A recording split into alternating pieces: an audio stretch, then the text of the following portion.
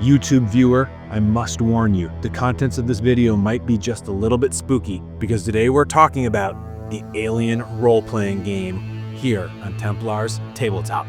Welcome back to the channel, everybody. I am Templar, and this is Templar's Tabletop, the channel that's all about making your role-playing games AAA. Affordable, approachable, and awesome. And as I mentioned, we're going to be looking at the second edition of the Alien RPG system. Now, before we do, I just want to say a big thank you to everyone who's been stopping by the channel. We've broken 200 subs, which is an awesome goal for my first year, and we are well on our way to that 500 sub mark. So like, comment, subscribe, share, heckle, do the things you do in the comments, and let's get into today's topic, Alien RPG. I have been reading this book for a while. I've listened to quite a few actual play podcasts, and I have been hoping and desiring to run a game. I've yet to find the players, but sometimes in this hobby, even if you don't get to run, you got to keep the hype alive. That's kind of what this channel is for, is just getting to talk about these games that we enjoy. Why are we talking about it right now? This game is old. It's like 3 or 4 years old in the RPG space. That's decrepit at this point with all these fresh new indies coming out. We're talking about it because they are launching the second edition of the game.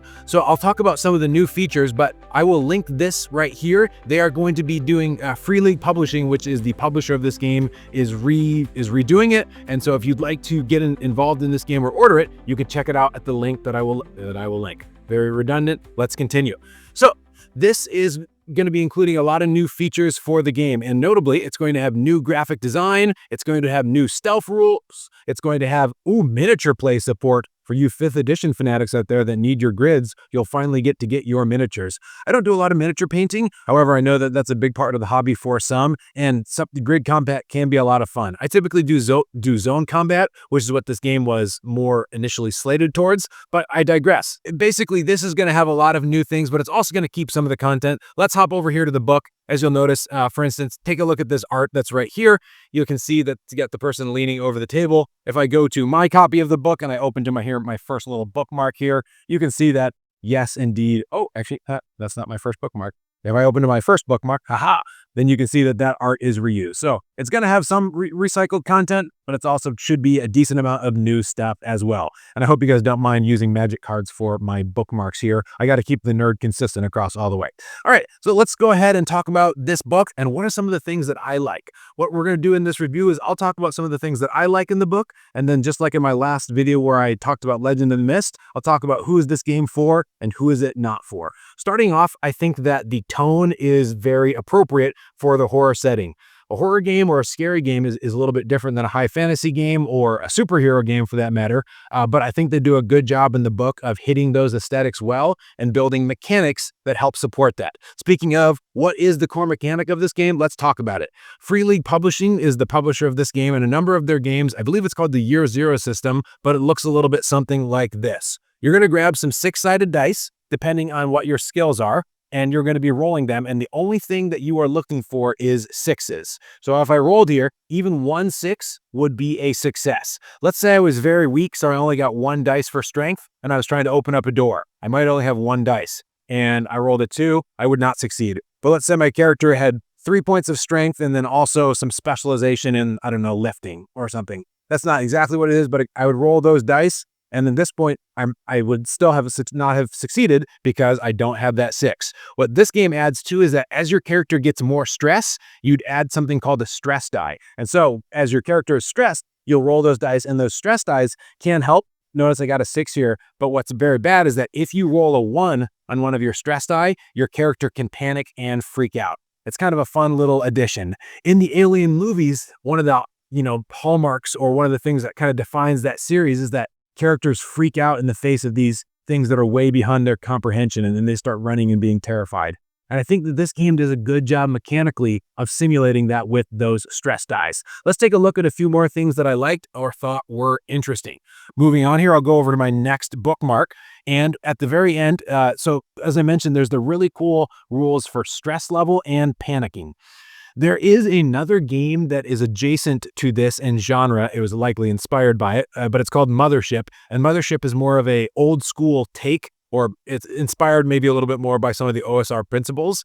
And I have to say that while I think that Mothership is really cool in the indie space, I slightly prefer the way that this panic system works, at least conceptually. As I mentioned, hashtag forever DM. I haven't played it, but I like that the way that your character does freak out, but there's also, it's not fully destroying your agency. It's just, I recommend listening to an actual play and watching it in play, but it really feels like it mirrors the movie and that your character loses a little bit of control, but the story keeps moving even just in spite of that.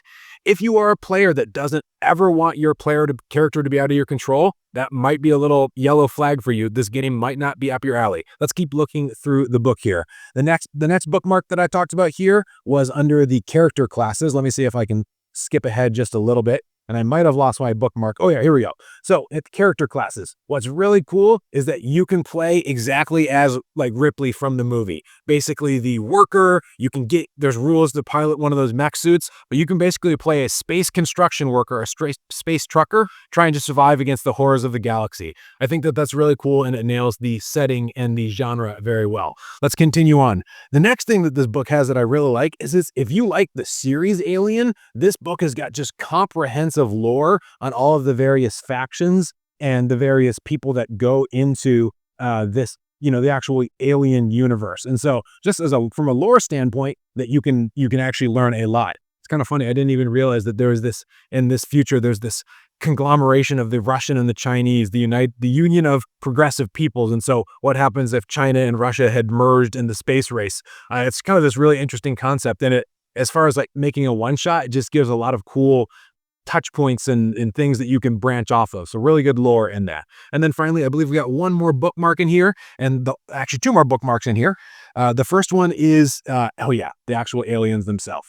Who is this game for? If you like just scary creatures, it's hard to get much more iconic than the alien. And so what's interesting too, I wanted to mention is that in this game, what the aliens have, which is pretty cool, is that all of the aliens will have a specialized attack based on what kind of creature it is. And what's kind of interesting is that instead of just having a standard attack, depending on what you roll, they'll do a varied tactic. Game masters and players, this is actually kind of a fun way to randomize what your enemies do, but also have some things that are unique. And so for instance, like some of these can be a one-shot KO basically. Some of them will terrify your character. A lot of cool things on there. And so I think that that's a pretty cool mechanic as far as giving your creatures different types of abilities and keeping it kind of fresh.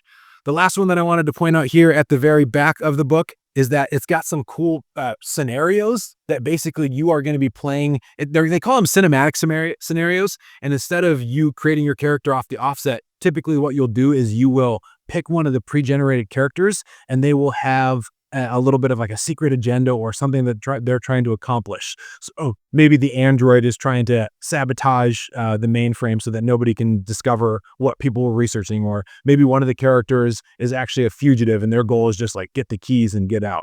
I think that having a secret objective, it's got to be done correctly, but when you can run a game where that is happening and players are naturally pursuing motivations, it actually can add for a lot of tension. And especially in a horror game, it can reach those moments like in the movies where it seems like everything is going wrong. And that's what kind of makes it fun. As far as everything is out to get the players, even potentially the other players, it can make some cool role-playing experiences. The best scenario that I've ever seen with secret player agendas was by a friend of the channel that is Geolith Games. We interviewed him and he has a scenario that he wrote where everybody has their own little side quest, and just came together so cool. Maybe I'll link that in a future video. I digress. So really cool scenarios in there and it's pitting your players against one another. So let's get to the point of the video where I talk about who is this game not for. Let's start with who is it not for. So number one, this is a horror game. And I wanted to just take a brief moment to touch on that. If you don't want to play a game that's intrinsically scary, this might not be the best game for you. And just another quick note on content. I would probably classify this channel as primarily a PG-13 rated channel, and that I don't typically go into content that's heavily gory or heavily sexualized or even heavily like dark in the themes, whether it be dark magic or dark tonally.